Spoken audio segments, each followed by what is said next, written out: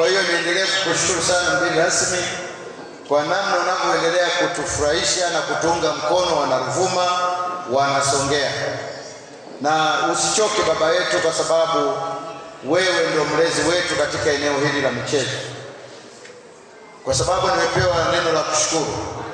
Kwa kweli mgeni rasmi, nakushukuru sana kwa kukubali mwaliko wa vijana hawa wa klabu ya Yanga kuwa nao katika usiku wa leo. Na mimi katika kushukuru ningeomba tu mambo machache nikuombe mgeni rasmi.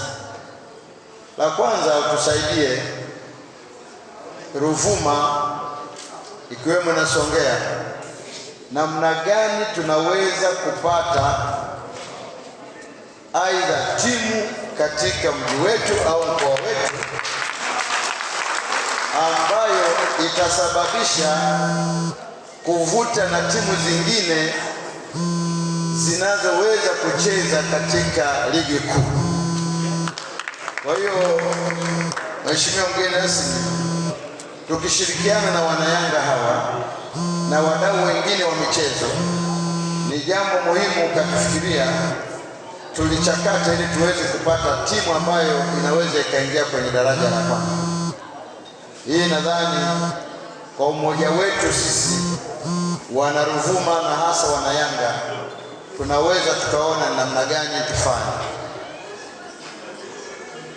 Lakini la pili, ningeomba kwa ushirikiano ule tupate ofisi ya tawi la Yanga.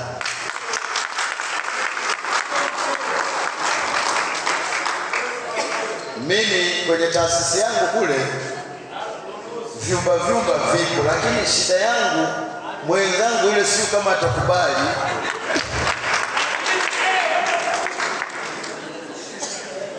Na kama nitaenda kumshawishi ili kama akikubali tupate chumba kwa ajili ya ofisi, lakini asipokuwa muungwana, kwa kweli nitamshangaa sana.